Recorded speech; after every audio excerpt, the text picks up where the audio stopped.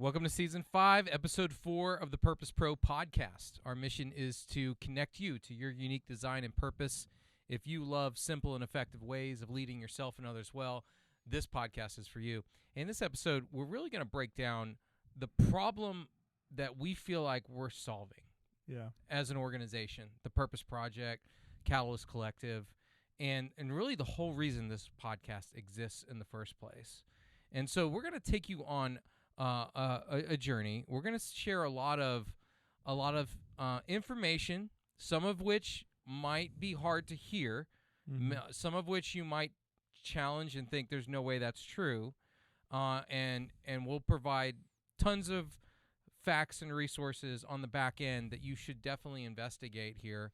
But here's at the core of what we're doing here, and that is we believe that teens are hurting in America, and they're suffering in a lot of different ways.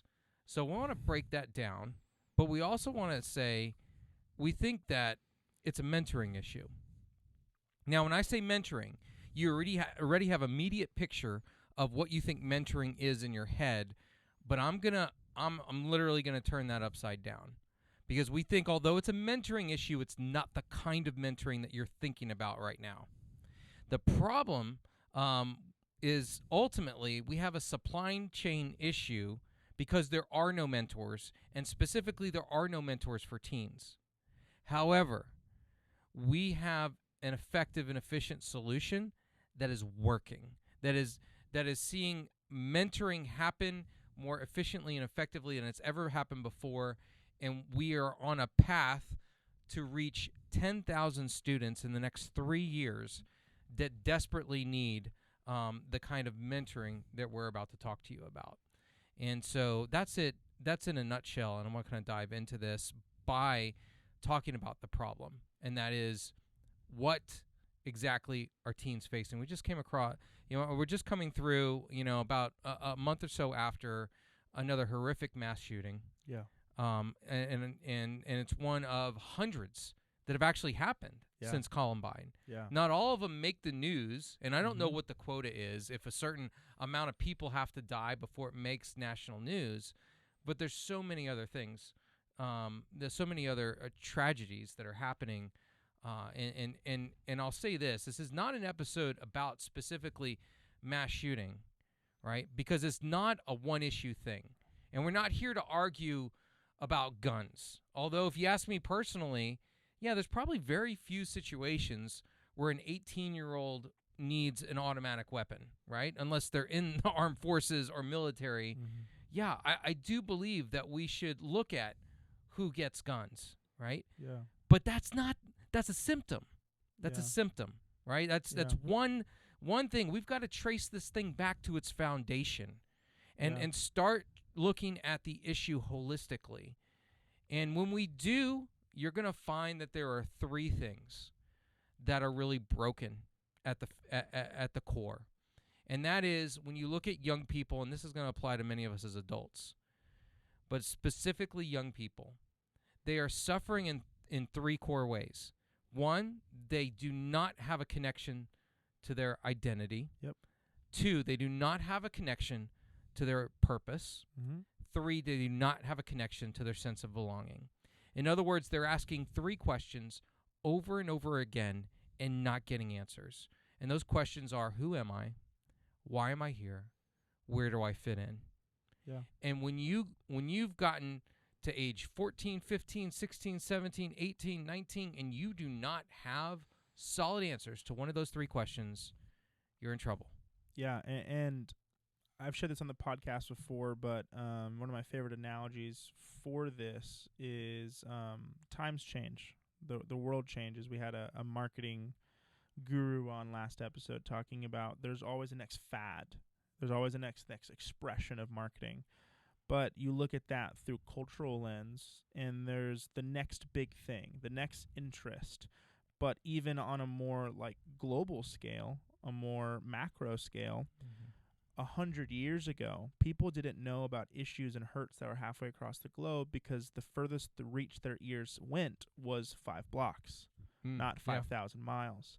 And so you can look at it's an identity issue, it's a belonging issue, it's a communal issue, paired with a rapid growth and an expectation of teens and youth to comprehend worldviews that are beyond their understanding, that are beyond their empathy, that are beyond their sympathy, and it's getting jam-packed and pushed. And so just to further push and encourage what you're saying, we're not giving students, youth, young adults, teens the methodology to keep up with the problem that's growing and the deeper it's hurting. Mm-hmm. Yeah, let's break these issues down, and let's give everybody some important information they need to know. First and foremost, let's talk about the identity piece. Yeah. Who am I, right? So when you think of the things that normally speak identity into an individual, it's the 3 Ps, we call them: parents, peers, and pop culture, right? Now, especially 3. Right. So let's start with parents. A lot of people don't realize this, but the United States actually leads the world in kids growing up in single-parent homes. Wow. 23% of all teenagers in America are growing up in single-parent homes. Now, if you're a single parent out there, it does not mean you cannot be an amazing single parent. 100%. That's not what that means 100%. at all. It just means that, listen, let's be real with the fact that we live in a dual income society in the first place. Yep. It takes 2 incomes just to make ends meet. Adults are working, longer and harder than they ever have before. They have less time than ever to invest in their kids. So how much more so when you only have one parent in the house? Yeah. Right? They're just, and most likely, statistically speaking, that one parent is working more than one job. Yeah. Oftentimes. Then the time to invest in your kids just isn't there, right? Or no parent home. Just want to cut you out. Like Right. I worked at a daycare for a while when I was going through college, and that's the biggest thing I've seen is a lot of single parent households or dual income households, especially we live in Austin, high cost of living, they're dropping their kids off from 8:30 a.m. to 5:30 p.m. There's a whole chunk of the day that is lacking investment, lacking moral structure. And you look at, like, neurologically speaking, like, as children's brains grow, there's certain time periods and age periods that are broken off for the biggest influences, mom and dad. The biggest influences, big brother, big sister. The biggest influences, friends at school. And there's a gradual growth to the point where they get out of daycare.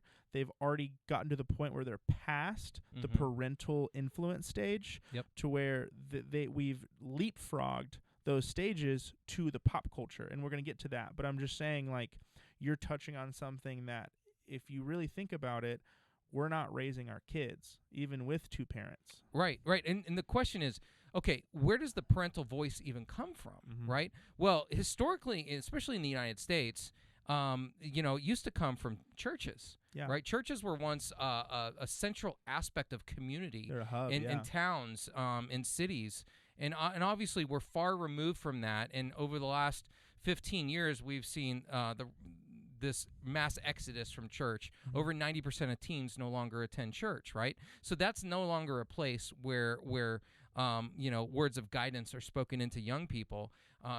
Also, our schools are overcrowded, right? Teachers are just barely trying to keep up. There's almost no room to build relationships and invest in a student's life. Counselors manage schedules. They don't manage students or speak into their life. And then you look at just mentoring in general. And people, we see organizations who offer mentoring, but the problem is we don't realize this. If we add up all of the largest teen mentoring organizations in the United States and compare that to the number of teens in the United States, we're reaching about 1% of the teens in America. So we can look at compelling videos and think about, oh, these teens just need a mentor. There are no mentors. Yeah. We're reaching less than 1%. So that leaves the other 2 Ps.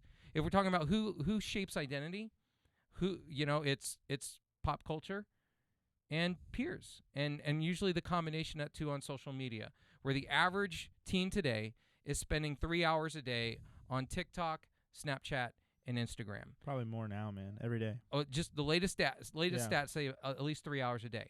And so when we look at social media in particular, and if you're a parent, if you're listening to this, or you know a teen, just do this exercise. Pull up Instagram if you have it, and just start scrolling on your own Instagram feed and take note of the thought process that goes into your mind as you view each post.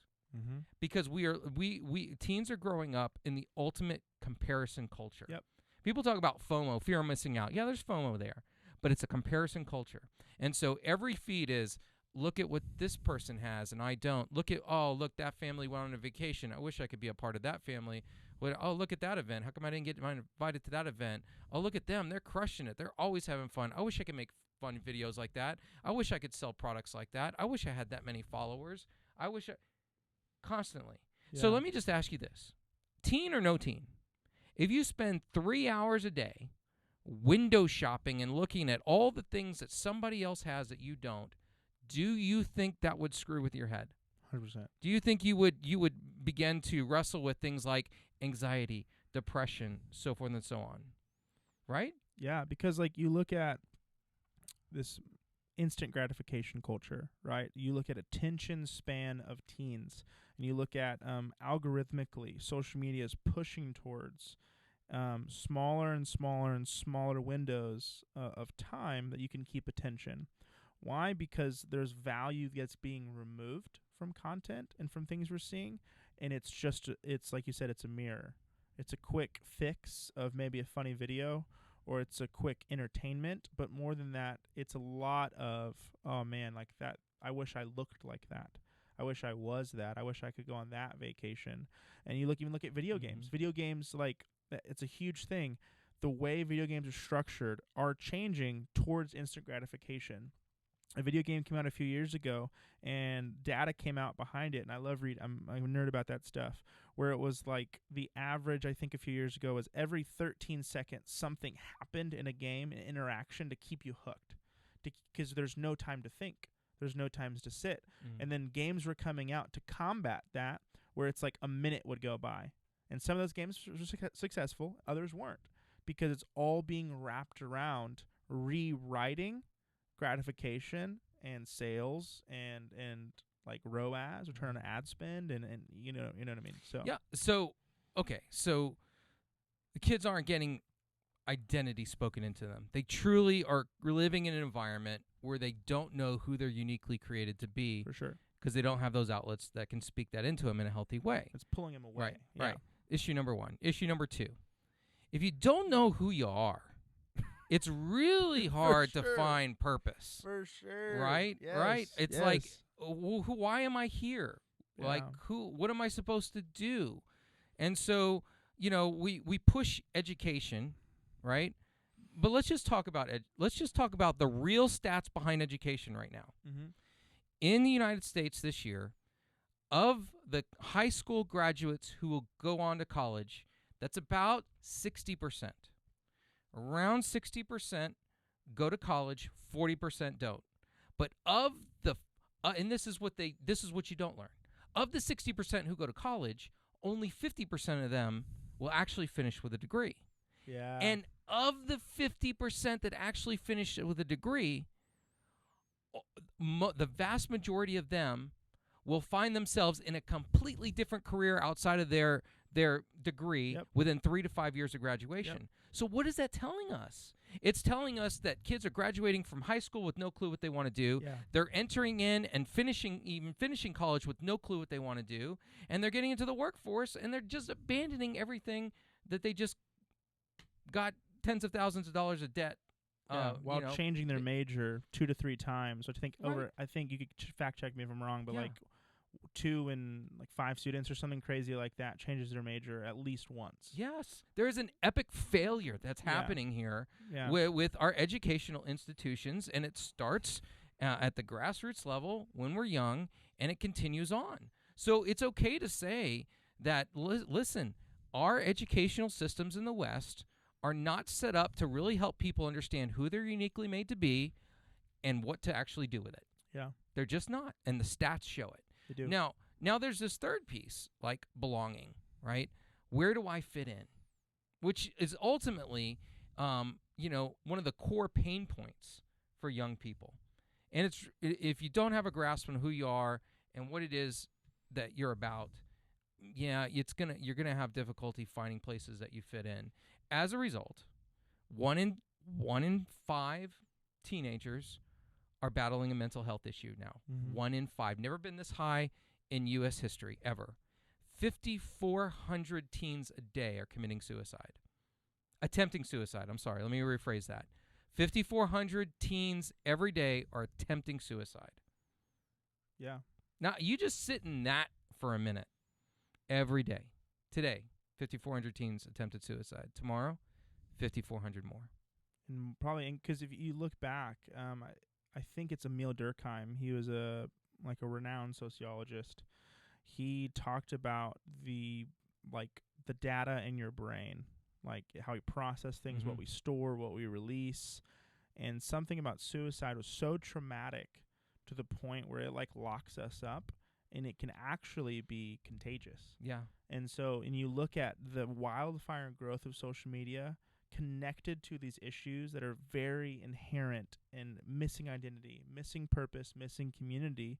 You don't feel like you have a place, so you can latch on to faux identity in a sociological issue like suicide. Yeah. The latest Harvard review showed that 61% of young adults have expressed feeling intense loneliness in the last year, right? I felt that. Like, dude, it's like, felt okay. that, man. So, wow, I'm falling apart here. So, yeah. So we got this epic issue here. At the core, identity, purpose, belonging is off, right? And so what the question is, how do we inject these 3 things as efficiently as possible into our culture, and specifically the next generation? Yeah. Well, we'll talk about how we do it, but there's also a vehicle on how we inject it into that, and that's people. That's mentoring, right? We know mentoring works, right? So if you look at, mentoring.org is a great site to go to.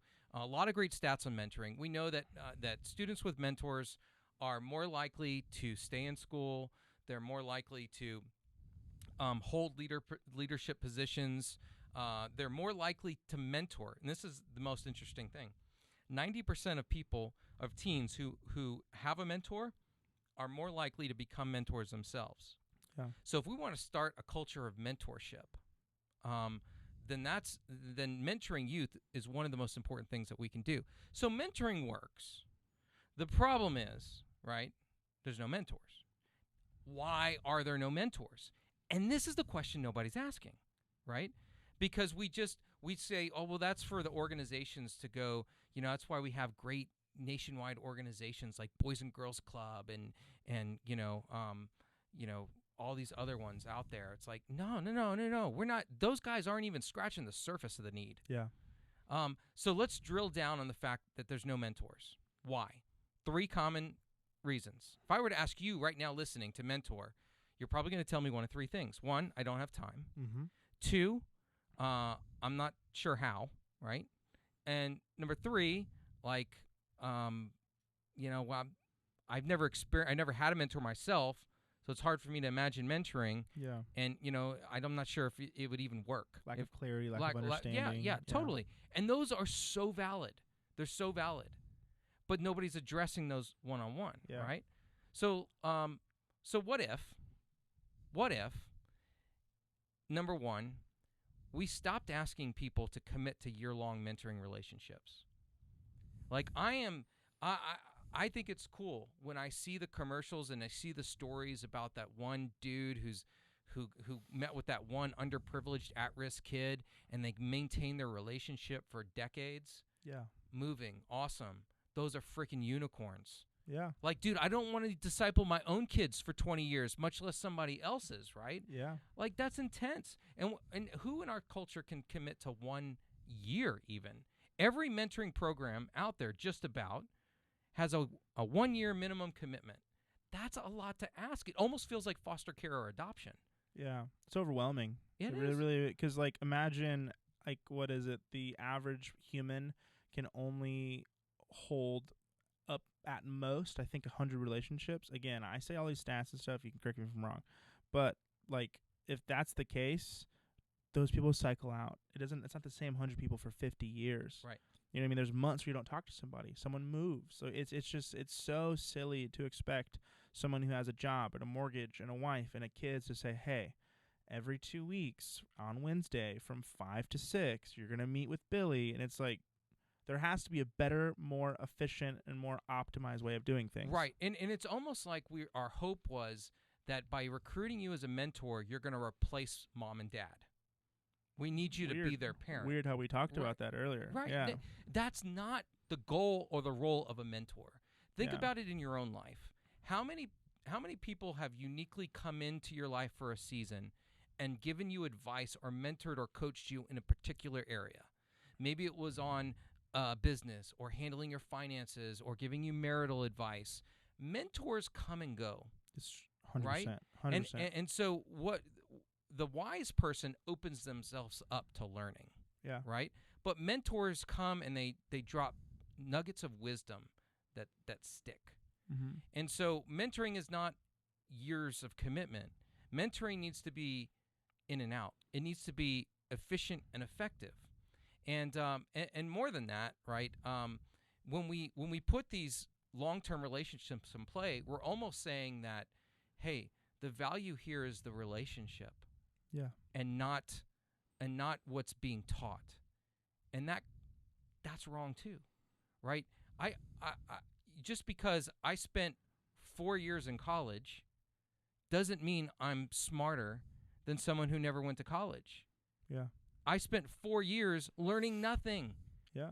I can't think of a single thing that my double major in business management and marketing actually helped me do when I got my first job in Dell out of school, right? But I can remember the first time my manager at Dell stepped into my world and gave me sales advice that I had never heard of in my years in school, and that one short conversation was more powerful than 4 years of a college degree. 100%. So here's the thing, right? We need to say to mentors, do you have an hour a week for 6 weeks? Because that's what we say to mentors now. Do you have an hour a week for 6 weeks? And can we remove the geographical boundary and say, hey, you can connect with a kid online? Because remember, their whole world is online. They don't care. Yeah. Hour a week for 6 weeks, meet online, meet in person. That's up to you. There's no geographical boundary anymore. We just need you to have an intentional conversation with a student. That eliminates the time issue. And then there's the training. Like, I don't know what to do, right? So what if we had 6 targeted conversations, and those conversations aimed at injecting identity, purpose, and belonging into a kid's life in a very short period of time? Yep. You know, if you're hearing this, you're like skeptical, I don't think it's true. We're doing it. It's working, right? It's working. I'm literally doing it. So students and mentors who are having these precision conversations are seeing students stay in school, right? They're seeing students get improvements in their mental health, right? They're reporting that they're involved in more healthy activities than ever before. They're not returning to the criminal justice system. They're not re-engaging in criminal behavior, right? They are open to mentoring, where they have more clarity and hope about their future than ever before. And all we've done is spend 6 different 1-hour sessions with them. Yep. That's it. Targeted conversations. And so we can train you on how to have these 6 different targeted conversations. So you'll be equipped like nobody else in the United States to have very meaningful conversations that move the needle in identity, purpose, and belonging. It doesn't take a lot of time. And, last but not least, we can do some intelligent pairing and connecting.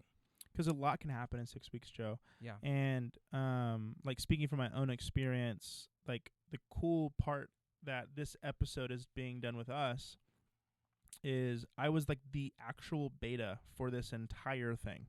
I remember moving here almost 10 years ago, and you're, like, trying to work out this framework, and we having these conversations, and you're, like, changing things. I remember Zach Tenney and you sat down and you went through different thing after different thing. You wrote a book. You kept revising it. You brought in people. People left. And at the end of it, my entire life was radically shifted and changed because of my local community, my church, my friendships, but especially the Purpose Project before we ever had the name for it. And you turn that around, like you said earlier, it's that old saying, hurt people, but helped people help people. And there's students that I've walked through with this from the court systems and in like near-death gang violence that are now starting businesses, that are now trying to start entering in the workforce, that are now getting out of those court system environments and being around healthy community.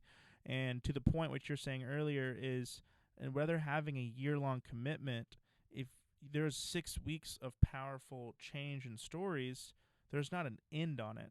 There's a student, I watched a TikTok today. I'm not on TikTok a lot, but if something sucks me in, it sucks me in. I saw something, and I sent it to a student today, and he very quickly was like, hey, man, I really miss you. I appreciate you. Thank you for helping me, because it was a part of a business idea I helped him kind of talk about, his purpose, his belonging, his community. And that all came from almost a year ago. And when I had no time, when I was getting married, and I didn't have a lot of money, when I was trying to find a job, I said, you know what, I'll do this for 6 weeks. And a year later, me and this guy are still talking about wins and victories in his life. I love it. Yeah. So here's how this thing works. What is this Purpose Project? How are we doing this? If we really can be this efficient with mentoring and move the needle and really change the trajectory of a teenager's life in a very short period of time, what is it that we're actually doing? Well, the first 3 conversations we're training you to have is around understanding 6 core areas of what makes somebody unique. Yeah. Okay? And we drill in on those. And then we teach you how to do a process of thematic analysis where you can deliver back to that young person or individual the themes in their unique design, their core strength, and what we call success factors, things that should be in place to draw out the best of who they're wired to be. Now, I'll pause right there and say, as an adult, do you know 5 themes that are in your unique design? Can you articulate your core strength? Do you know the things that should be in place to draw out the best of who you're wired to be? Most adults would say no, right? We're giving teenagers like 4 decades worth of self-awareness in a matter of hours. Literally. And it can be a lot at times, but you should see the way they light up, because nobody's ever spoken to them in this way before.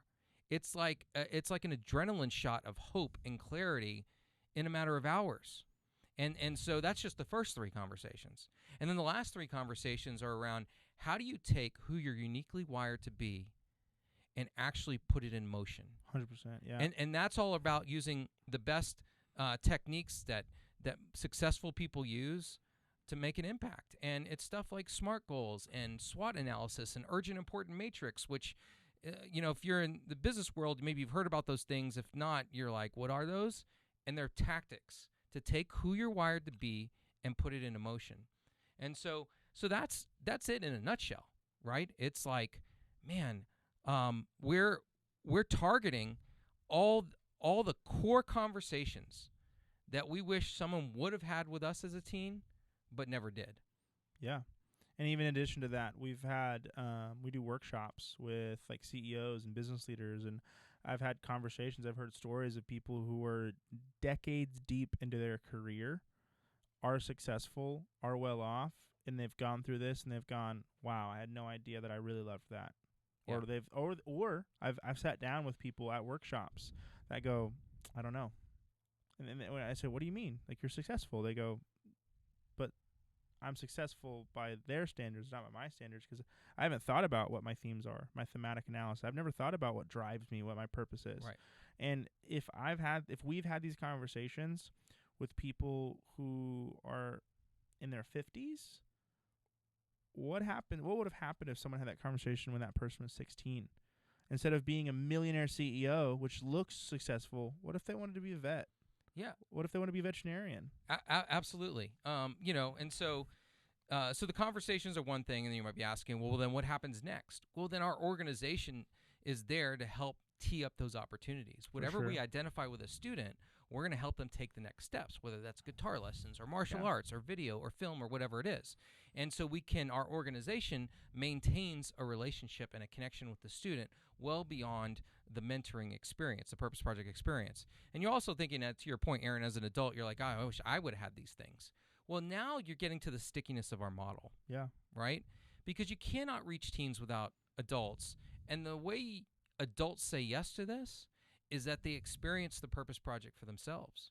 So we are doing this with businesses, with organizations, with churches, with leaders, and it's equipping and impacting adults to draw out the best in who they're wired to be, to maximize their impact. And 30% of all adults who go through the Purpose Project become mentors because they're so moved by the experience, right? And so that's where this is different. That's where this was unique. Now, imagine being able to recruit mentors, help adults, maximize their impact, and also help teens all at the same time, right? That's a mentoring model that's reproducible, sustainable, right? And that's what we're drilling in on right now. In addition, this year we've also come out with a curriculum that educators can now use in the schools based on this model. And the classrooms love it, right? The teachers love it because it's helping build relationships, peer to peer, teacher to student, and all the kind of great stuff. It's amazing. So here's the ask, and here's the invite. If you're listening to this, we do believe, and we know that this situation with teens in the United States is not simple. It's complicated. And if we trace it back to the foundation of making sure that each one of them has a great grasp on who they are, why they're here, and where they fit in, identity, purpose, and belonging, then their likelihood of success skyrockets. And the only thing preventing us from doing that is getting adults willing to invest in their own sense of identity, purpose, and belonging. So we would invite you to, one, experience the Purpose Project for yourself. You can go to purposepro.org, click on some of our adult workshops, and we'll spend time with you. We'll walk you through the first half of these, and we can do that in a 1-hour session. It's $99. All proceeds benefit our programs reaching at-risk teens. And we have a feeling that you're going to enjoy it so much that you're going to want to become a mentor. And the average mentor with us doesn't meet with one kid a year because it's only an hour a week for 6 weeks. The average mentor with us connects with 3 students a year. So from a mentoring standpoint, we can triple the impact that we have. We also do this in group settings with youth and all kinds of other ways. Not to mention, we do what it costs a normal mentoring organization to raise up, a mentor-mentee connection. It takes us a third of the amount of money. We're efficient, we're effective, it's moving the needle faster. And so that's the power of the Purpose Project. That's the power of the Purpose Pro podcast. We thought, we need to have leaders on here, and we need to hone in on how do we help adults maximize their influence?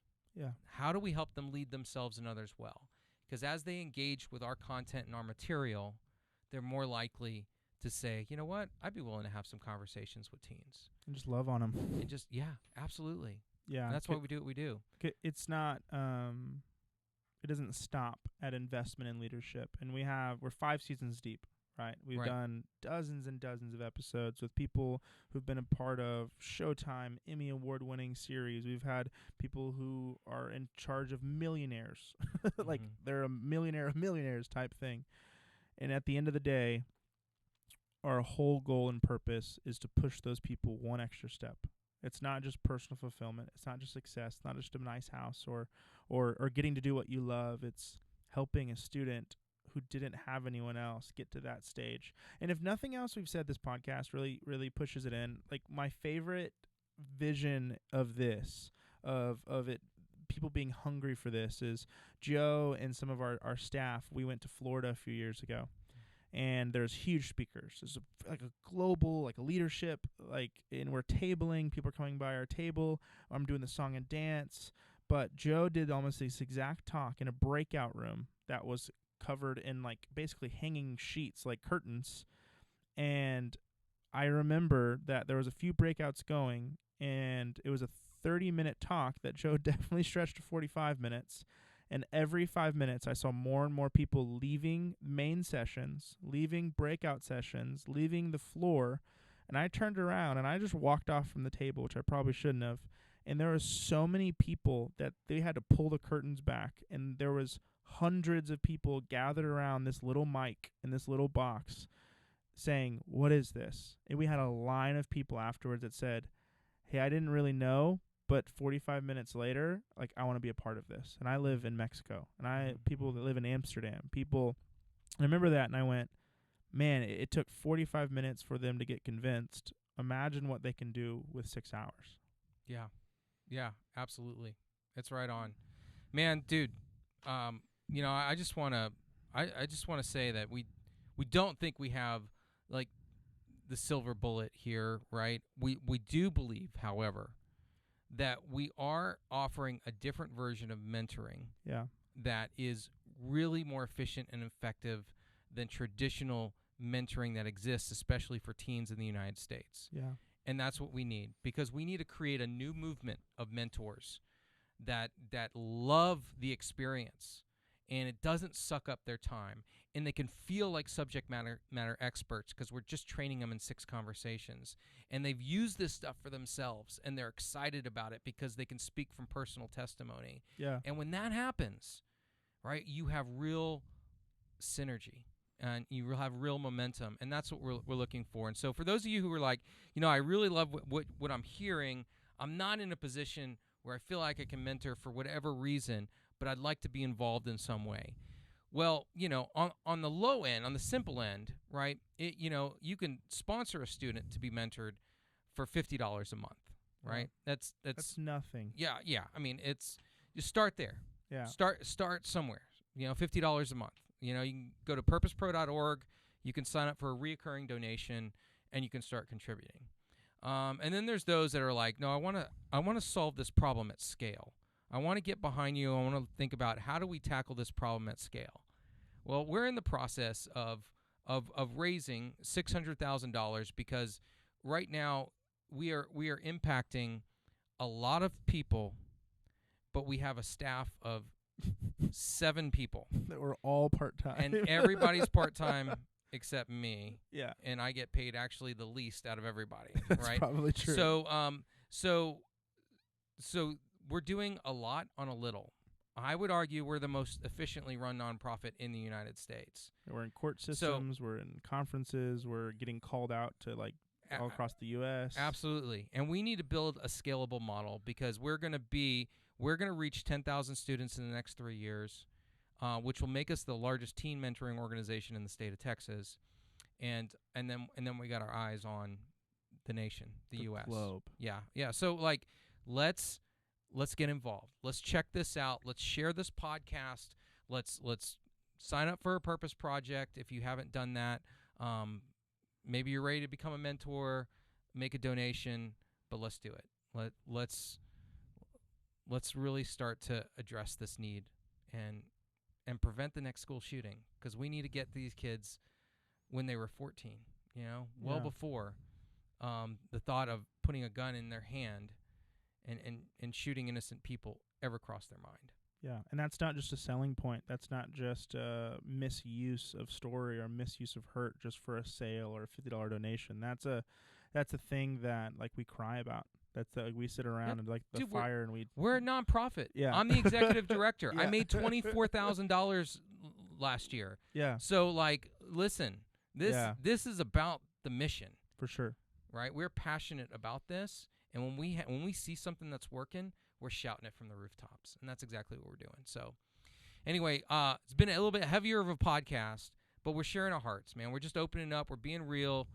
We're reminding you why we do what we're doing, and we thank you for listening. We thank you for being a part of this in some way, shape, or form. Help us take it to the next level by being involved and being a champion of what you see in here. 6 hours of your time can lead to the rest of someone else's life changing. Yep. Love it. So, all right. We march on. Yes. With some new episodes coming soon. And we appreciate each and every one of you guys. So, Aaron, you're doing a good job, by the way. Thank you. I had taken over for Zach because he's leading an army now. leading a coup probably in South America somewhere, but filling in, you know. Oh, Zach's still with us. Yeah, He loves yeah. us. He's great. Podcast sabbatical, but he's still with us. For sure. We love you guys. We appreciate y'all. Peace.